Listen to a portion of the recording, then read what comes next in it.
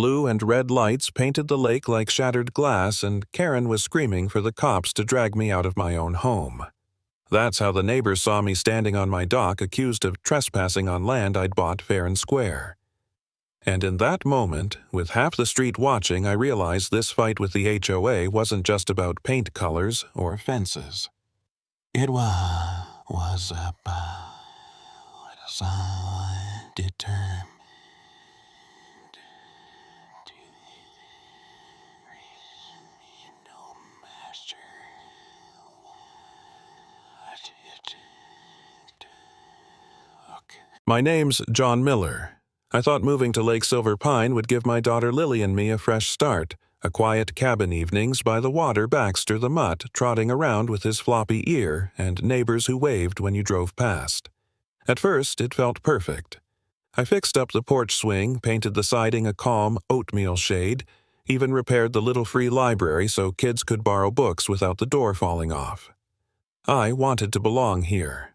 But belonging wasn't something Karen Whitmore, the self-proclaimed queen of our HOA, ever planned to let me have. Karen had a way of walking into a room like she owned it, even if it was your living room.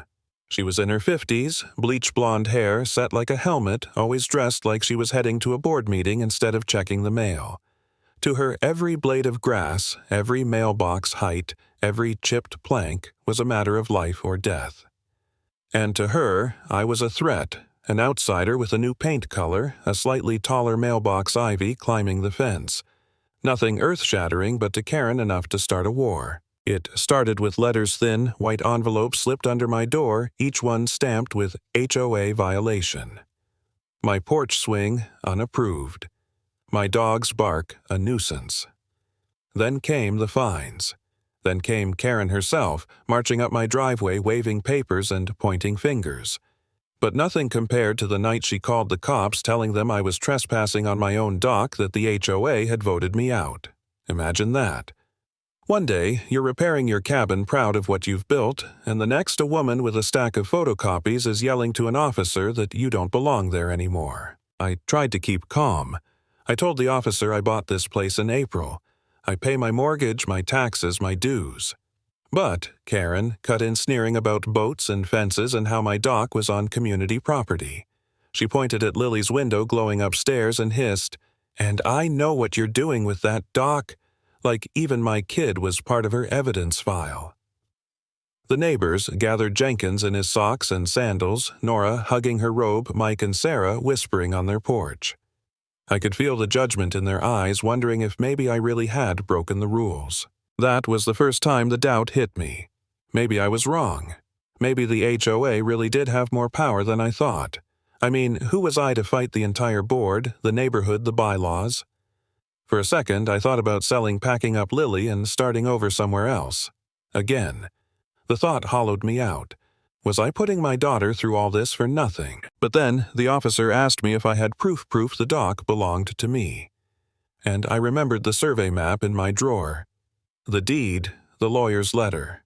I also remembered the little metal pins sunk in the ground marking the property line, right where Karen was standing with her stack of papers calling me a trespasser. I crouched down, brushed away the pine needles, and there it was shining in the flashlight beam, a survey pin. The look on her face when she saw it was almost worth all the hell she'd put me through. Almost. For a moment, I thought that might settle it. But Karen didn't back down. She doubled down. She accused me of planting the pin, screamed that I'd tricked the whole neighborhood. The cops tried to calm her, the sergeant showed up and things quieted a little, but then came the crack metal snapping down by the gate Karen had installed. A figure in a hoodie bolted bolt cutters in hand. Neighbors gasped. Karen screamed vandal. The hood slipped back and my stomach dropped. It was Tyler, Karen's own nephew. The kid was cuffed the crowd, buzzing Karen, shrieking about harassment. I thought maybe that was the end of it, but I should have known better. Because just when the tension seemed like it couldn't stretch any tighter, another figure stumbled out of the dark. A young man, clutching his arm, blood running between his fingers, groaning about being attacked on the lake path. Daniel, he called himself. Karen latched onto him instantly. "Do you see?" she shouted. "Strangers are bleeding in our neighborhood because of him." and of course her finger jabbed toward me. Neighbors whispered. Fear spread fast, and for a split second I felt it again, that awful doubt. Was this my fault? Did my fight with Karen bring chaos to the lake? Even Lily sleeping upstairs wasn't safe if strangers with knives were wandering the path. My throat tightened. I almost believed Karen's story. Almost. But then I noticed Daniel's shirt. The tear looked old, frayed, not fresh. And when the cops questioned him, his eyes flicked toward Karen before he spoke. That's when the suspicion hit hard.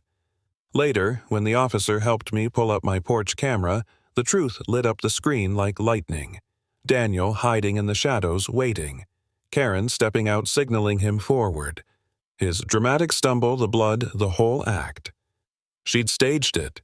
She'd orchestrated the chaos just to paint me as the villain. I wanted to scream it at the neighbors, shove the footage in their faces, but before I could, another gunshot cracked through the night.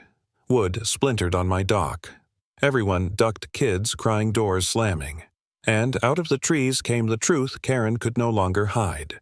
A broad-shouldered man soaked in rain, a pistol in his hand. Raymond Carter, Karen's brother, an ex-con who'd done time for armed robbery. Karen broke then. She screamed his name, begged him to stop. The neighbors froze. The cops drew their weapons. And me. I stood there with my heart hammering in my chest, realizing I wasn't just fighting Karen's ego anymore. I was standing in the crosshairs of something far bigger. Ray scanned the crowd and then pointed the gun at me. "You," he growled. "You're going to help me dig." That was when it all made sense. The rumors, the secrecy, Karen's obsession with control. The money. Ray had buried his stash somewhere near the lake, and my property sat right on top of it. Karen had been guarding his secret all along, using the HOA as her personal shield. Neighbors gasped as Tyler blurted out the truth about how his mom always said strangers couldn't move in because they might find something. Karen tried to hush him, but it was too late. The lie unraveled thread by thread. The rain came down harder, thunder shaking the ground, but nothing drowned out the sound of Karen's world collapsing. The sergeant's voice cut through the storm, steady and cold. "Ma'am, you're coming with us." Karen screamed back that she was the community, that we'd regret this, but her words had no weight anymore. Not with the proof on video. Not with her brother standing there with a gun demanding his cut of a crime he'd committed years ago. The standoff at the dock felt endless. Ray pointing his pistol, cops with their weapons raised, neighbors trembling behind their doors. Karen sobbing, begging him not to shoot. And me caught in the middle, realizing that if this ended wrong, Lily would wake up an orphan. I clenched my fists, forcing myself to stand tall even as my knees threatened to give out. Then came the break. Ray's finger tightened on the trigger, a flash lit up the storm, and in that chaos the officers lunged. A shot rang out, wood splintered again, Baxter barking like mad at my side. Ray hit the ground hard, pinned under two officers, his gun skittering into the mud. Karen collapsed onto the gravel, screaming his name, but no one moved to comfort her. Her kingdom had crumbled. The cuffs clicked, the storm howled, and for the first time all night I felt the weight lift from my chest.